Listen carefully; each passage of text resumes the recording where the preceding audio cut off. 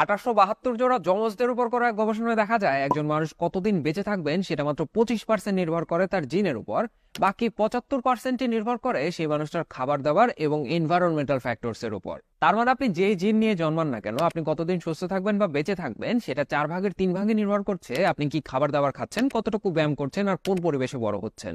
এখন প্রশ্ন হচ্ছে একজন মানুষ কোন খাবার খেলে আর কি কাজকর্ম করলে অনেক দীর্ঘ সময় পর্যন্ত সুস্থ থাকতে পারবে, সেই গবেষণা সম্পর্কে জানবো আজকে আমরা এই ভিডিওতে। পৃথিবীর 5টা জায়গা আইডেন্টিফাই করা হয়েছে যেখানকার প্রচুর মানুষ 90 ইভেন 100 বছরেরও বেশি সময় বেঁচে থাকেন এবং এদের মধ্যে দীর্ঘমেয়াদী রোগবালাই যেরকম ক্যান্সার, হৃদরোগ, ডায়াবেটিস এগুলো অনেক কম হয়। পৃথিবীর এই জায়গাগুলোকে বলা হয় ব্লু জোন। এরা বিভিন্ন জায়গায় ছড়িয়ে ছিটিয়ে, যেরকম একটা হচ্ছে কোস্টারিকাতে, একটা জাপানে, একটা ইটালিতে, একটা গ্রিসে আর আরেকটা হচ্ছে ক্যালিফোর্নিয়াতে। চলেন দেখা যাক এই ব্লু জোন এরিয়ার মানুষেরা কি খেয়ে এবং কি কাজকর্ম করে এতদিন পর্যন্ত বেঁচে থাকেন। এই ব্লু জোনের জায়গাগুলো যেহেতু পৃথিবীর বিভিন্ন প্রান্তে অবস্থিত, এদের খাবারের মধ্যে কিছুটা ভিন্নতা থাকলেও বেশ কিছু খুবই কমন ব্যাপার লক্ষ্য করা যায়।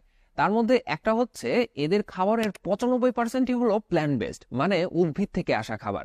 চলেন দেখা যাক সেগুলো কি কি। প্রথমত হচ্ছে এই জোনগুলোর মানুষরা প্রচুর পরিমাণে ভেজিটেবলস মানে শাকসবজি খায়, যেখান থেকে তারা ফাইবার, ভাইটামিনস, মিনারেল ইত্যাদি এগুলো পেয়ে থাকে।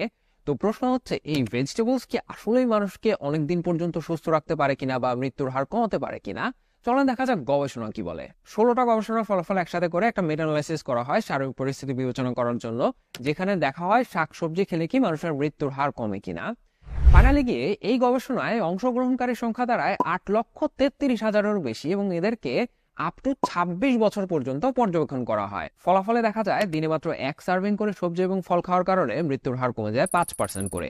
যদি 2 সার্ভিং করে খাওয়া হয় তাহলে আরো কমে যায়, 3 সার্ভিং খেলে আরো কমে যায়, এরকম করতে করতে 5 সার্ভিং পর্যন্ত মৃত্যুর হার কমতেই থাকে। তো 1 সার্ভিং সবজি মানে কতখানি সবজি? 75 থেকে 100 গ্রাম সবজি। আর 1 সার্ভিং ফল মানে হচ্ছে প্রায় 150 গ্রামের মতো ফল। তো এই যে সবজি এবং ফল খাওয়ার কারণে মৃত্যুর হার কমে, এইটা আবার ক্যান্সার জনিত যে মৃত্যুগুলো ছিল সেইটার উপর কোনো প্রভাব ফেলতে পারে নাই। তার মানে হচ্ছে কারণ মৃত্যু যদি ক্যান্সার জনিত কারণে হয় তাহলে এই সবজি এবং ফল খাওয়ার কারণে যে মৃত্যুর হার কমার কথা সেটা ওই লোকের ক্ষেত্রে কার্যকর হবে না।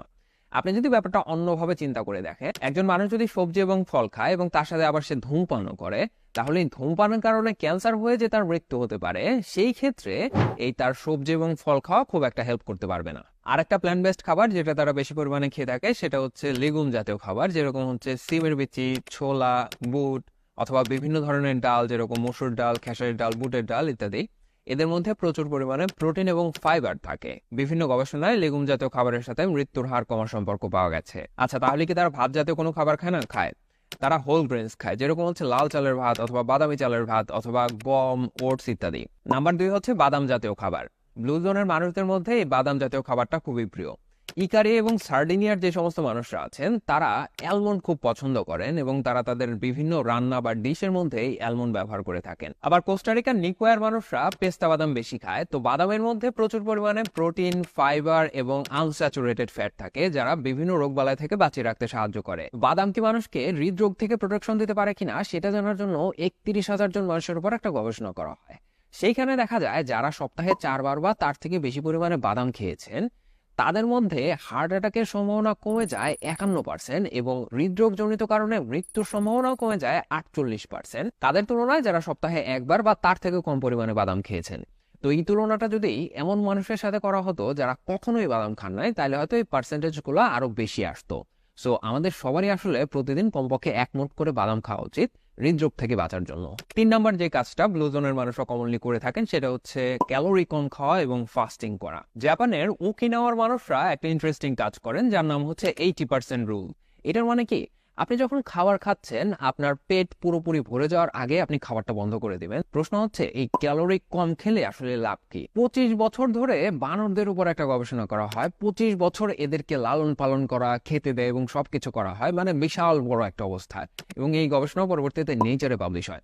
তো এই গবেষণাটা একটু কমপ্লেক্স ছিল, আমি সহজ করে বলি। ধরেন 2টা গ্রুপের বানর, একটা গ্রুপকে নর্মালি খাবার দিল এবং আরেকটা গ্রুপকে এদের তুলনায় 30% করে কম ক্যালোরি দিল।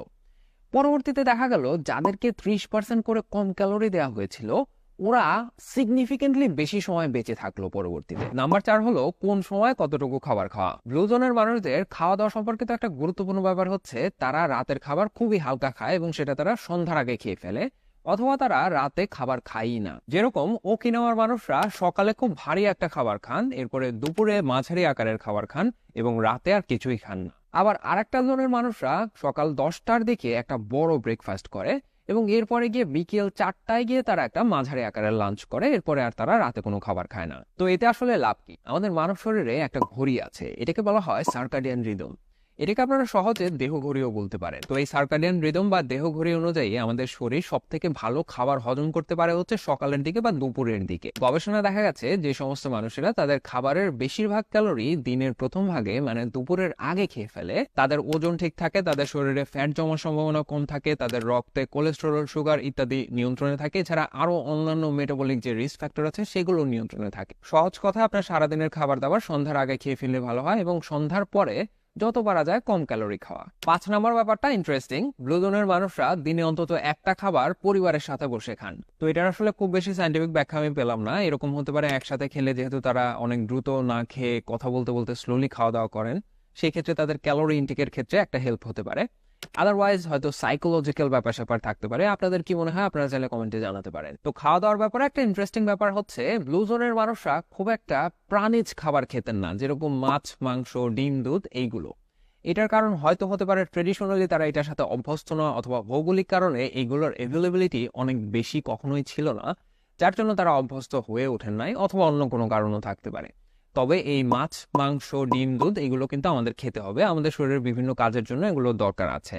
তবে রেড মিট মানে লাল মাংস খাওয়ার ক্ষেত্রে আমাদের সবারই সতর্ক হতে হবে, কারণ অনেক গবেষণায় রেড মিট এবং প্রসেসড মিটের সাথে হৃদরোগ এবং ক্যান্সার সহ বিভিন্ন রোগ বালায়ের সম্পর্ক পাওয়া গেছে। যেরকম 5 লক্ষ মানুষের উপর করা গবেষণায় দেখা গেছে রেড মিট এবং প্রসেসড মিট যদি অ্যাভয়েড করা হয় তাহলে হৃদরোগ জনিত কারণে, ক্যান্সার জনিত কারণে এবং অন্যান্য কারণে মৃত্যুর ঝুঁকি সিগনিফিকেন্টলি কমে যায়। এই ব্লুজোনগুলোর মধ্যে একটা হচ্ছে সার্ডিনিয়া। এখানে একটা গবেষণা করে দেখা যায় তাদের প্রতিদিন দীর্ঘ সময় হাঁটা অথবা পাহাড় বেয়ে ওঠার সাথে তাদের দীর্ঘ সময় বেঁচে থাকার একটা সম্পর্ক আছে।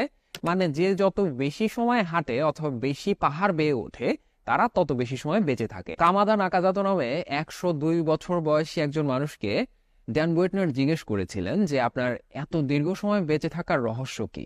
তার উত্তর ছিল খুবই সোজা সাপটা, শাকসবজি খাও, দৃষ্টিভঙ্গি ইতিবাচক রাখো, মানুষের প্রতি